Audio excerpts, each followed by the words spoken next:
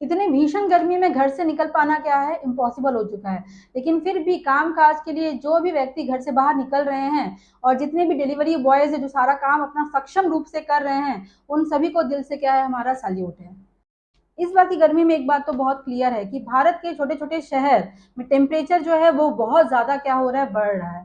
और बहुत ज़्यादा बढ़ने से मेरा मतलब है कि नॉर्मली हम 50 डिग्री सेल्सियस को थ्रेशोल्ड वैल्यू बोलते हैं और इन सब एरियाज़ के जो टेम्परेचर है, इस थ्रेशोल्ड वैल्यू को टच करने का पूरा ट्राई कर रहे हैं। राजस्थान की एक छोटी-सी जगह है चूरू।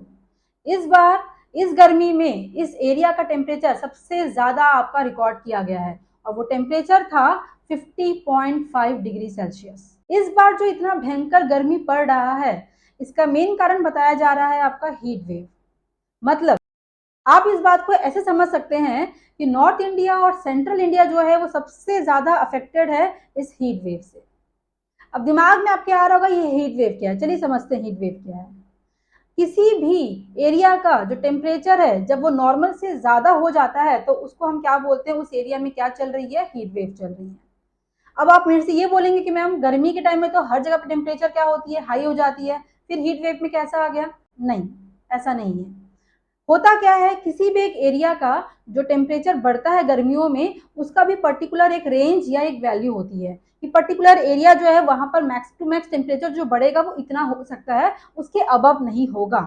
लेकिन अगर किसी एरिया का टेम्परेचर उस मैक्स टू मैक्स टेम्परेचर या उस पॉइंट के भी ज़्यादा हो जाता है तो उसको हम क्या बोलते हैं, वो किस कैटेगरी में आ चुका है, हीट वेव की कैटेगरी में आ चुका है। जैसे हम बात करें आसाम की, बात करें मेघालय की, बात करें, हम सभी बेसिकली क्या करते हैं, समर वेकेशंस में वहाँ चले जाते हैं क्योंकि हमारे एरिया में टेम्परेचर क्या होता है, बहुत हाई, और उन एरियाज में टेम्परेचर क्या होता है आपका लो। उन एरिया के जो टेम्परेचर है अगर वो राइज अप भी होते हैं तो उनका एक मैक्स टू मैक्स टेम्परेचर है जो नॉर्मली हमारे लिए क्या फील होता है वहाँ पे, एज अ कोल्ड फील ही होता है। लेकिन अगर उनका उस नॉर्मल टेम्परेचर से राइज अप होने के बाद जो मैक्स टू मैक्स टेम्परेचर है, अगर उस पॉइंट से भी ज्यादा वहां का टेम्परेचर चला गया तो उसको हम क्या बोलेंगे वहां पर, कि वहां पे क्या हो चुका है, हीट वेव का अटैक आ चुका है। तो नॉर्मल से मैं अगर अपने छत्तीसगढ़ शहर की बात करूं तो यहाँ पर जो मैक्स टू मैक्स टेम्परेचर जाता है वो 42 43 के आसपास जाता है। लेकिन इस बार टेम्परेचर जो है वो कंटिन्यू क्या हो रहा है, राइज अप होते हुए ही जा रहा है। अगर किसी एरिया का टेम्परेचर 4 to 5 डिग्री बढ़ जाता है, मैक्स टू मैक्स की बात कर रहे हैं, तो उसे किस कैटेगरी में रख देते हैं, हीट वेव कैटेगरी में रख देते हैं। लेकिन अगर किसी एरिया का टेम्परेचर 5 to 6 डिग्री के अब बढ़ चुका है तो उसे सीवियर हीट वेव कैटेगरी में रखते हैं। और आपको जानकर हैरानी होगी कि भारत के ऐसे बहुत सारे शहर है इस बार सीवियर हीट वेव कैटेगरी में आ चुके हैं। तो क्या केवल हीट वेव ही एक कारण है गर्मी बढ़ाने का? नहीं, ऐसा नहीं है। सेकंड मेन कारण है वो है ह्यूमिडिटी। जैसे ही हम बात करते हैं ह्यूमिडिटी की तो आपके दिमाग में इमेज बन रहा होगा कि बरसात के आने के पहले का टाइम। नॉर्मली क्या होता है, जब बरसात आने वाली होती है और गर्मी भी होता है, एट दैट टाइम अपने को बहुत ज्यादा ह्यूमिडिटी फील होती है, जिससे बॉडी में क्या होता है, पसीना बहुत ज्यादा होती है, स्वेटिंग होती है, चिप चिप सा फील होता है, उसको हम बोलते हैं ह्यूमिडिटी। लेकिन इस बार के एनवायरमेंट में बहुत ज्यादा क्या है, ह्यूमिड नेचर है। ह्यूमिडिटी बहुत बड़ा एक फैक्टर है। क्यों? क्योंकि जब बहुत ज्यादा ह्यूमिडिटी होती है तो आपको गर्मी का भी एहसास होता है, बॉडी में कंटिन्यू क्या होती है, स्वेटिंग भी होती रहती है। तो एट दैट टाइम हमारी जो बॉडी है वो ठंडी नहीं हो पाती है, और बॉडी को ठंडा करने के लिए हमारा हार्ट जो है वो एक्स्ट्रा वर्क करता है। मतलब हार्ट पर किसका स्ट्रेस पड़ता है, वर्कलोड का स्ट्रेस पड़ता है ताकि बॉडी को वो ठंडा कर सके। कंटिन्यू अगर वो हार्ट इसी वर्कलोड में काम करते रहे तो कई बार वो काम करना बंद कर देता है, इसे स्ट्रोक बोलते हैं। और अगर किसी पर्सन की इस हीट की वजह से हार्ट स्ट्रोक हो जाती है तो उसे हम हीट स्ट्रोक की कंडीशन में रख देते हैं। इस बार की गर्मी में हीट स्ट्रोक की कंडीशंस के केस बहुत ज्यादा देखे जा रहे हैं। अगर आप देखते हैं किसी व्यक्ति को जो धूप में है, उसकी बॉडी अचानक से झटका मारती है, मुंह से झाग निकल जा रहा है, मतलब ये कंडीशन किसकी है, हीट स्ट्रोक की है। और हीट स्ट्रोक इतना सीवियर कंडीशन है कि अमूमन उस व्यक्ति की ऑन स्पॉट में क्या हो जाती है, डेथ भी हो जाती है। अगर ऐसी की कंडीशन आपको देखने मिले तो प्लीज आप तुरंत ही मेडिकल इमरजेंसी का यूज करिए। और जो इतनी गर्मी बढ़ी है इसका एक रीजन और है, वो है आप और हम। हमारी वजह से ही गर्मी बहुत ज्यादा बढ़ी है।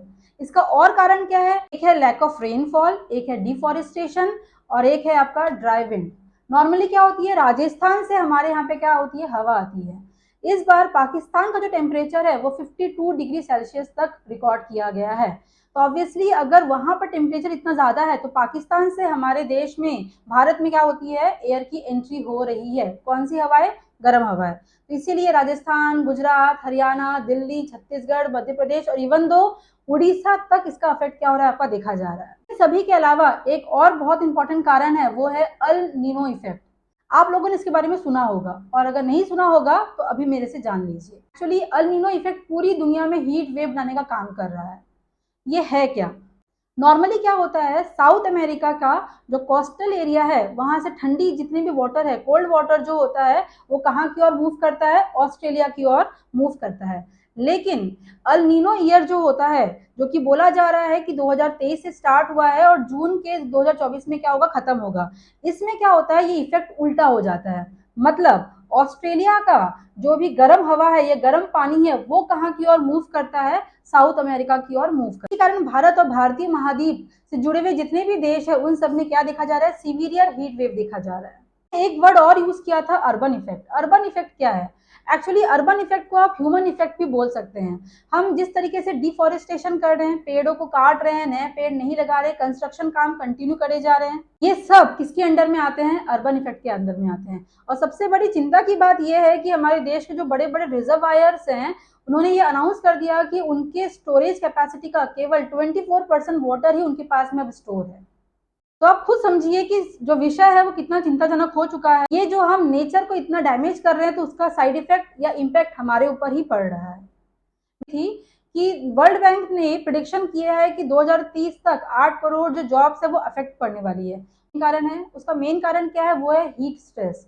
जैसे आप देख ही रहे होंगे, फील कर रहे होंगे कि जब गर्मी बहुत ज्यादा बढ़ जाती है, तब हमारे अंदर में काम करने की स्टेमिना नहीं होती है, काम करने की इच्छा खत्म हो जाती है, अंदर से वो आपकी चाह, जिसको आप कुछ करना है, वो आपके अंदर से फील नहीं होती है। तो कोई भी पर्सन जो है वो हीट स्ट्रेस में उतना ज्यादा काम नहीं कर सकता है, जिससे कंपनी की प्रोडक्टिविटी पे अफेक्ट पड़ेगा। तो ऑब्वियस सी बात है, जब कंपनी की प्रोडक्टिविटी में अफेक्ट पड़ेगा तो उस पर्सन को वहां से क्या कर दिया जाएगा? आपको एलिमिनेट कर दिया जाएगा। ऐसे में क्या कोशिश करनी चाहिए कि अपने शरीर को दुरुस्त बनाइए और जितना से जितना हो सके नेचर को कम डैमेज करिए। आज के मेरे वीडियो में इतना ही। Thank you.